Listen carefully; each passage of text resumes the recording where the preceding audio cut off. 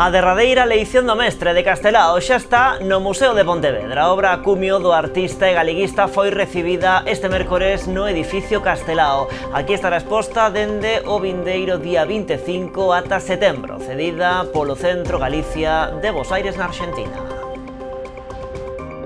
Que tal, saúdos? Este xoves pasarán a disposición xudicial nos xulgados de Vilagarcía os detidos no marco da última operación antidroga que se está a levar a cabo no Salnés. Hai 12 persoas detidas, entre elas estarían dous membros do clan dos Charlíns. A súa vivenda en Vilanova foi rexistrada tamén nas últimas horas. En total, houbo unha vintena de rexistros. A Plataforma en Defensa da Sanidade Pública do Barbanza convoca unha manifestación pro vindeiro domingo, día 28, na Pobra. Reclaman solucións ás carencias na atención sanitaria que padece a veciñanza da localidade, entre as que se atopa a solicitude dun PAC en horario de tarde. Sanxenxo recoñece o compromiso do sector coa calidade e a sostibilidade na súa primeira gala de turismo. O Pazo de Quintáns acolleu o acto na que 55 establecementos e entidades recolleron o seu distintivo SICTET. Na gala tamén se fixo entrega dos premios da 15ª edición do Degusta Tapas. Hoxe nas novas tamén coñeceremos a Fernando Cores. Trátase dun veciño da Pobra que acaba de situar o seu municipio no mapa europeo da apicultura tras gañar o concurso internacional de hidromel celebrado en Portugal. Conseguiu a máxima distinción do xurado cunha elaboración caseira a base de mel e ervas aromáticas.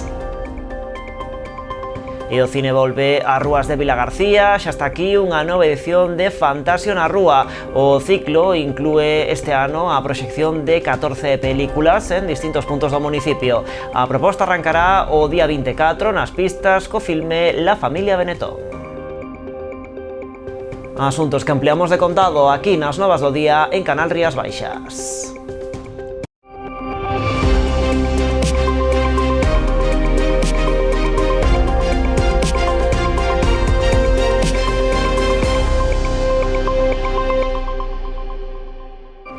Día histórico pro Museo de Pontevedra.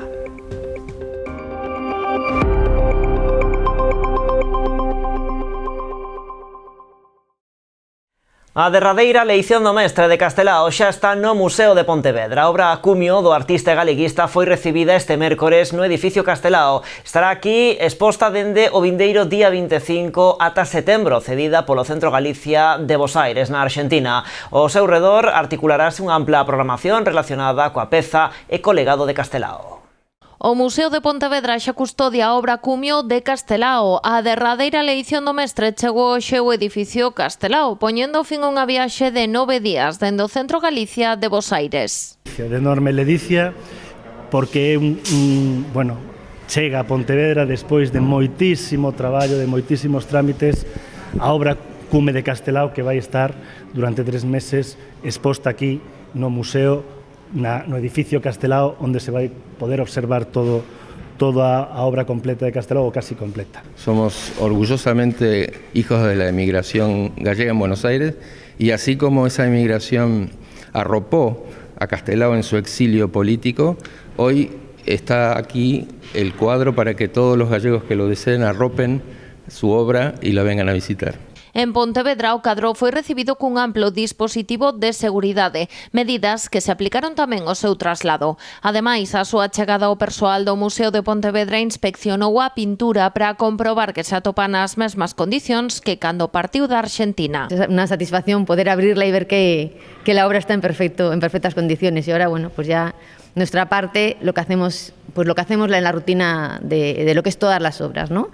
Le haremos un seguimiento constante, vemos que la obra no va a sufrir ningún tipo de cambio, la sala está climatada para eso, y bueno, pues ahí estaremos hasta que la despidamos en septiembre. A derradeira leición do mestre poderá visitarse no edificio Castelao a partir do 25 de xuño. Permanecerá en Pontevedra ata o 27 de setembro, cando regresará a Bos Aires. Ao seu redor, a Deputación ten deseñada unha ampla axenda relacionada coa obra e o legado do seu autor. Afondar no nome de Castelao, na figura de Castelao, esa figura poliédrica como artista pero tamén como político. Segundo, afondar na memoria histórica. E terceiro, algo que para nós e para os nosos irmáns argentinos tamén é moi importante, falar do fenómeno da emigración. Os que cheguen aquí, que se impresionen tamén con esta obra e no contexto na que vamos expoñer, pois con algunhas das obras que a fixeron, o sea, que fixeron posible, que deron orixe a súa materialización. Entre os días 22 e 23 de xuño celebrarase o seminario Arte, Exilio e Memoria, Castelao, a derradeira lección do mestre e a emigración galega en América. O 27 está programado un concerto da Coral Polifónica de Pontevedra e o 28 conmemorarase o plebiscito do Estatuto de Autonomía de Galicia do 1936. E en agosto, o día 17, lembrarase a figura de Alexandre Bóveda polo 90 aniversario do seu fusilamento con motivo do Día da Galicia Mártir, episodio que recolle o cadro de Castelao. Ademais, haberá visitas guiadas, obradoiros infantis de verán e actividades complementarias da man da Fundación Bóveda e Castelao. Levamos 40 anos entrando na túa casa, instalando os teus soños e coñecendo o teu nome. Fomos a túa tenda de confianza con outros nomes e hoxe evolucionamos para darche moito máis. Agora somos Mi Electro. Mesmo equipo, mesma confianza e a experiencia de sempre coa forza dos mellores. Ven a descubrir a tecnoloxía máis avanzada co trato de toda a vida. Os de sempre, agora máis fortes que nunca. Agardámoste.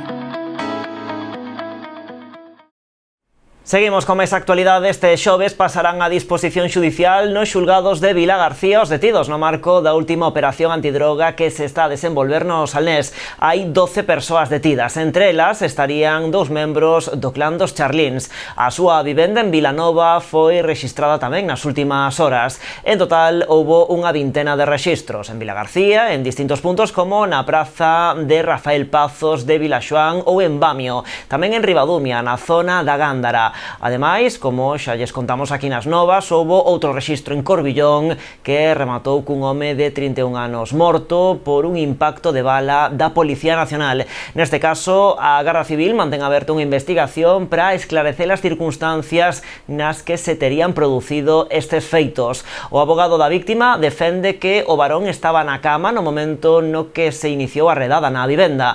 Manteñen que o escoitar os ruidos asomouse á porta e que foi entón cando tería recibido o disparo que unha hora despois acabaría coa súa vida xa no Hospital do Salnés. As dilixencias sobre a morte deste rapaz corren a cargo dos xulgados de Cambados.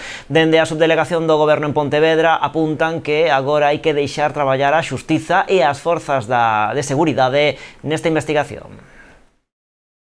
Boiro ten unha taxa de criminalidade inferior á media estatal con 45 delitos por cada 1000 habitantes. Esta foi a principal análise da Xunta Local de Seguridade na que participou o delegado do Goberno na Coruña, Julio Abalde, e representantes dos corpos de seguridade do Estado e da Policía Local.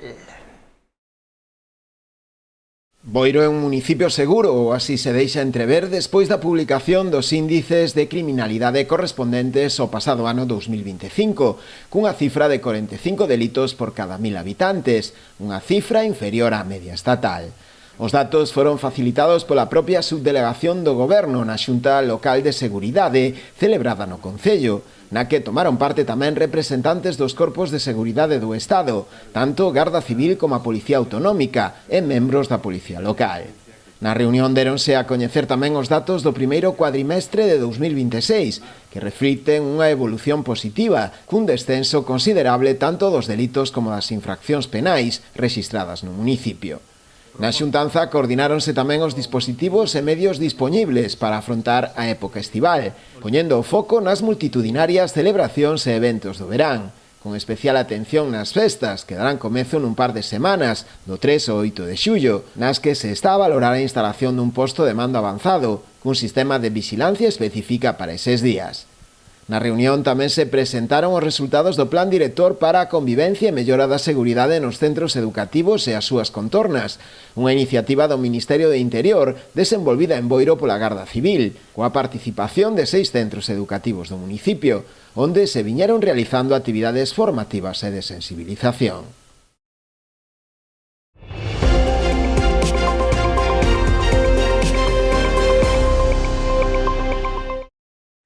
A Plataforma en Defensa da Sanidade Pública do Barbanza convoca unha manifestación pro vindeiro domingo 28 na Pobra. A saída terá lugar ás 12 da mañá dende as inmediacións do Centro de Saúde para percorrer diversas rúas da vila ata a Praza do Emigrante. Reclaman solucións ás carencias na atención sanitaria que padece a veciñanza da localidade, entre as que se atopa a solicitude dun PAC en horario de tarde.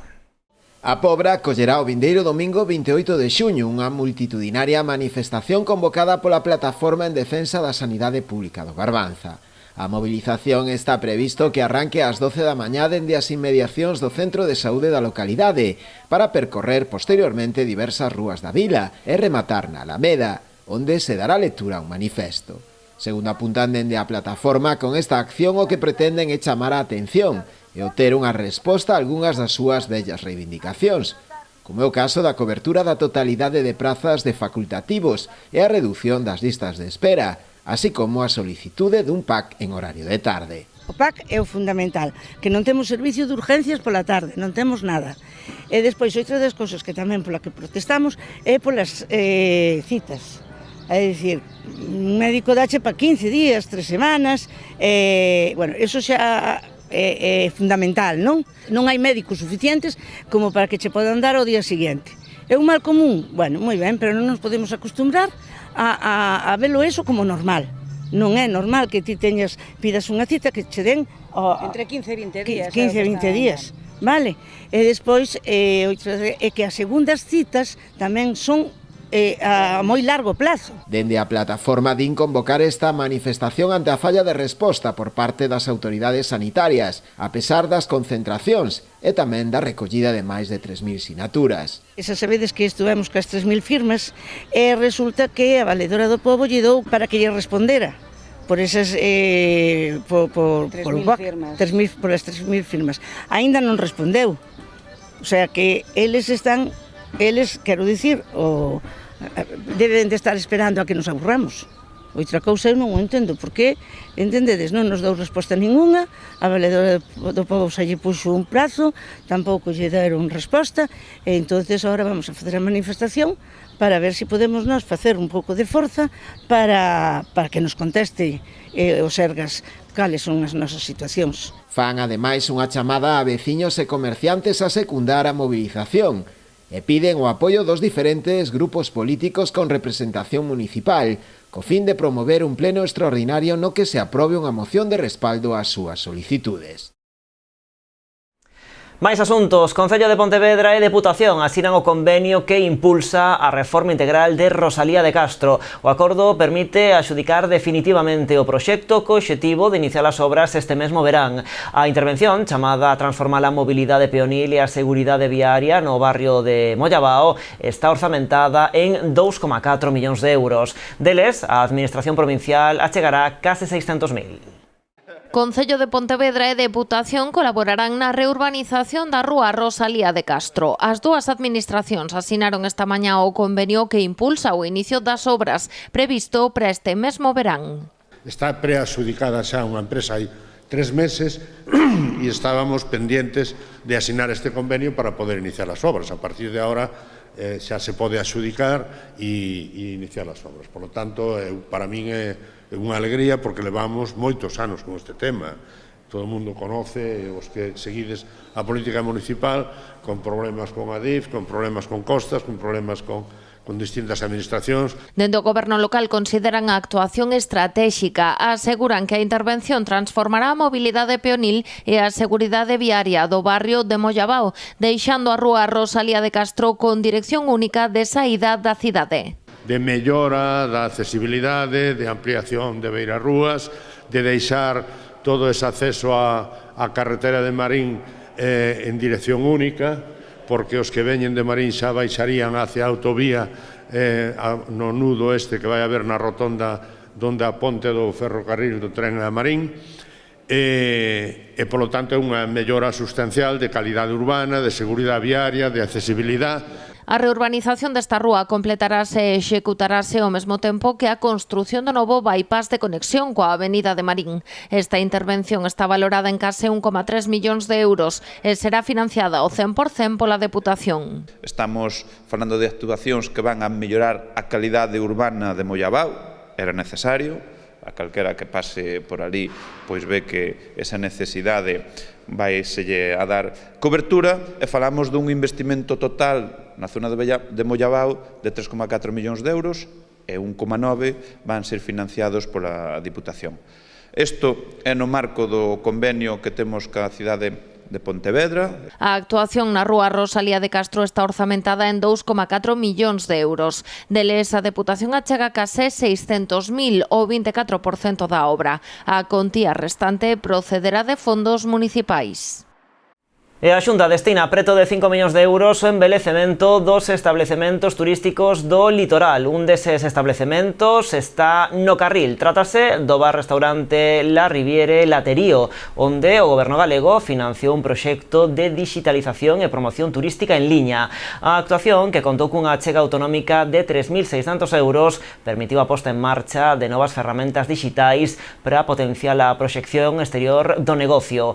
A previsión deste local é habilitar esta aplicación nas vindeiras semanas. Este mércores visitou ese establecemento o delegado da Xunta en Pontevedra. Pablo Fernández subliñou a importancia desta liña de apoios para o sector hostaleiro e destacou que estas axudas son fundamentais para coidar a imaxe de marca do litoral galego e axudar os autónomos e pemes a modernizarse. Esta liña de axudas está destinada a establecementos situados en concellos da costa como hotéis, pensións, restaurantes, cafeterías ou bares. Pois a liña de axuda está destinada pois a mellora de tanto das fachadas, eficiencia enerxética e tamén a digitalización. Fuensanta, que é a propietaria do establecemento, pois están utilizando pois para facer un aplicativo de reservas, para implementar unha páxina web e redes sociais pois para vender máis. Creo que é un moi bo exemplo do que significa pois esa Galicia calidade que temos no noso litoral. Destinámola a preparar unha aplicación para reservas e tamén para dar a promocionar onde estamos localizados, xa que Vila García é coñecida e Carril é coñecida, pero estamos intentando promocionar pois a ubicación que ten tan especial por o tema dos viveiros, xa que é casi o único en Europa que temos os viveiros. A parte, nos dedicámonos á conserva, entonces temos produtos galegos de calidade. Un alento de vida é a nova campaña da Axencia de Doazón de Órganos e Sangue. Coñecemos máis detalles logo da publicidade.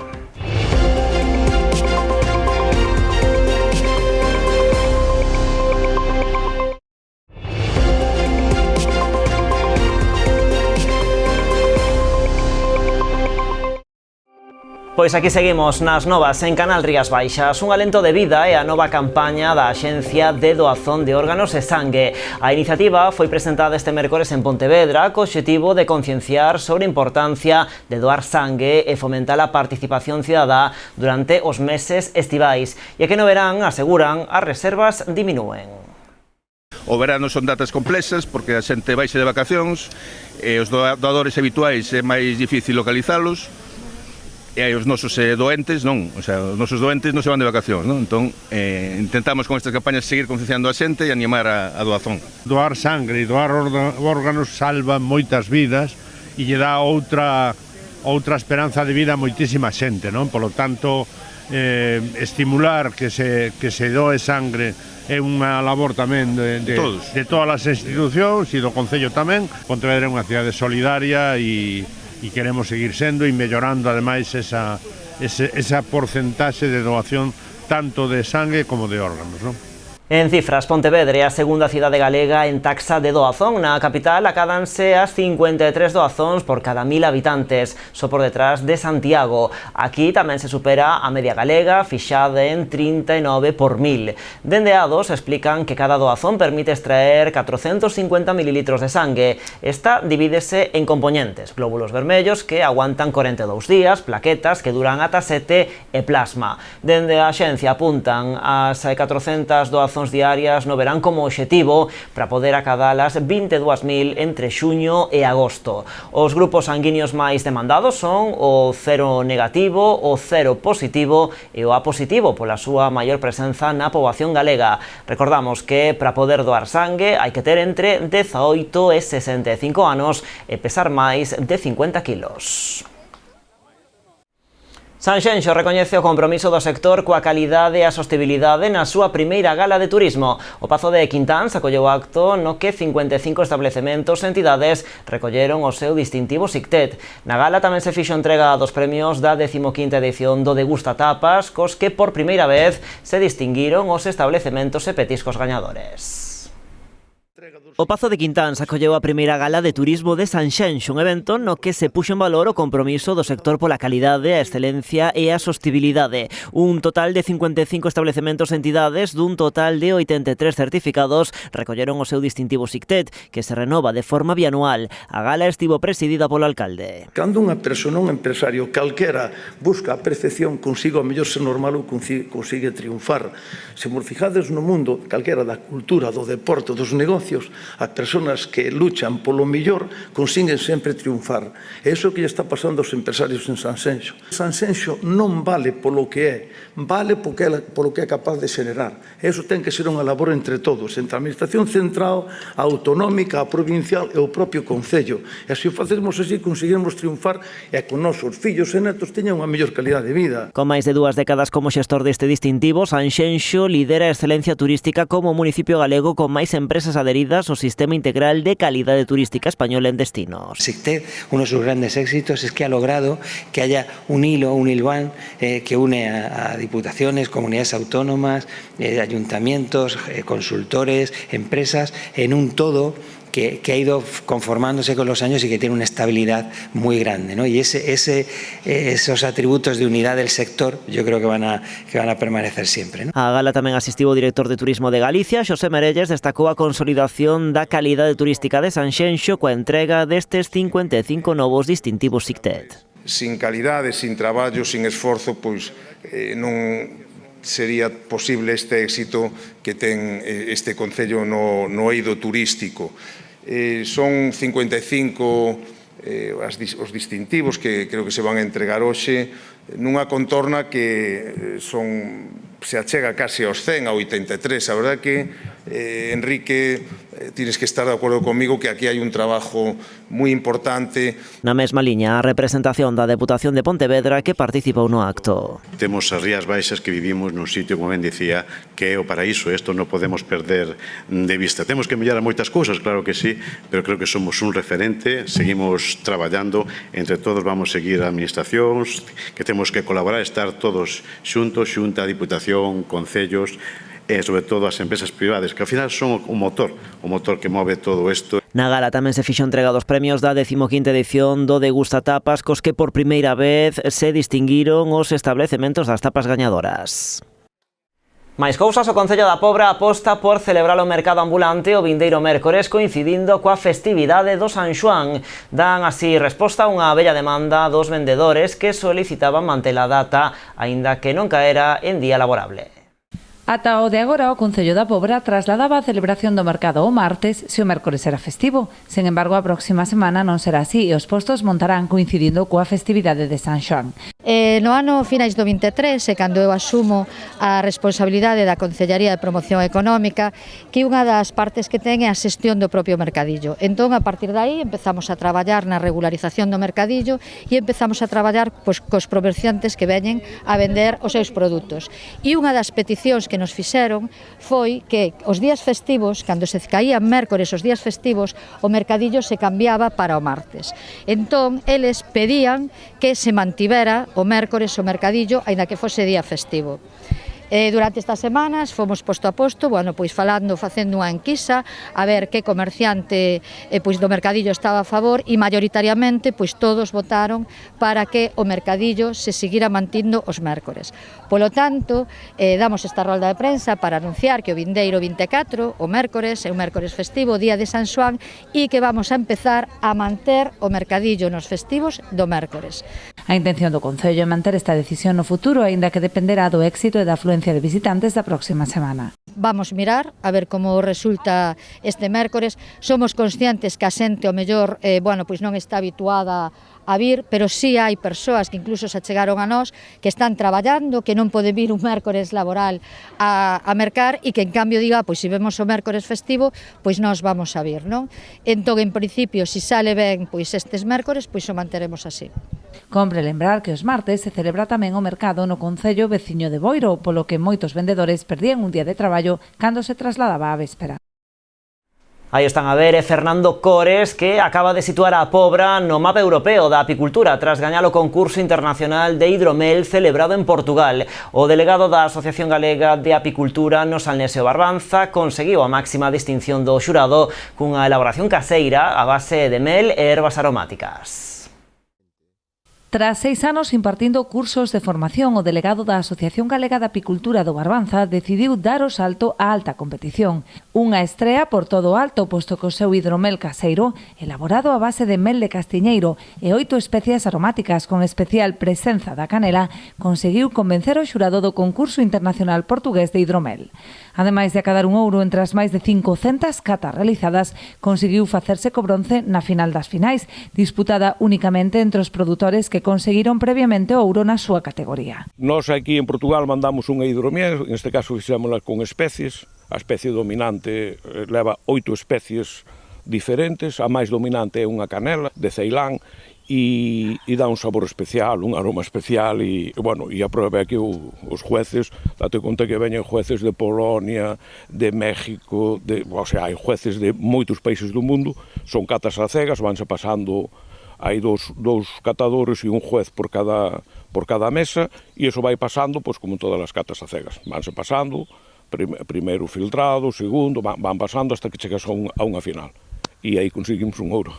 Aínda que este foi ata o momento o seu mellor resultado, non é a primeira vez que Fernando participa en certames deste tipo. Concorreu o de España, celebrado en Mallorca, e a outra cita internacional celebrada en Polonia, na que outra variedade de hidromel, esta vez elaborada con cogomelos e fungos, conseguiu unha altísima puntuación. A Polonia mandamos unha hidromiel feita con setas e con hongos, que vou volver a mandala porque teño que ir a por ese ouro tamén, porque en ese caso me habían penalizado porque non entendía moi ben como era a operativa e había colocado nunha categoría que non lle correspondía exactamente, entonces me penalizaron. A partir de 78 puntos hubiéramos tido acceso a medallas, quedámonos en 74. Hubiéramos tido esa categoría, se hubiéramos colocado correctamente, outra cousa falaría. Mentre segue a coleccionar éxitos e recoñecementos a nivel internacional, este apicultor pobrense traballa xa nun novo reto, a posta en marcha dunha fábrica de hidromel coa que pasaría de competir na categoría caseira a profesional. O reto que temos en marcha, compramos un local, entonces este local vamos a dedicar para a tienda a idea que temos é montar unha tienda de apicultura para vamos a facer catas, degustacións. A idea que temos é, digamos, seguir enseñando a xente, non? A xente no sector apícola ten pouco de conocimiento do que son os produtos apícolas, a calidad, saber degustar unhas mieles, saber tal. Entonces vamos a montar esa sala de catas, de degustacións, que a idea é facelo en plan turismo tamén, digamos, o enoturismo, en este caso sería melturismo, vale? E aparte, pois, temos que montar unha sala blanca, que é unha sala con registro sanitario obligatoriamente, para a fabricación de hidromel. Temos a maquinaria, estamos en proceso. Eu creo que un aniño podemos facer algo interesante.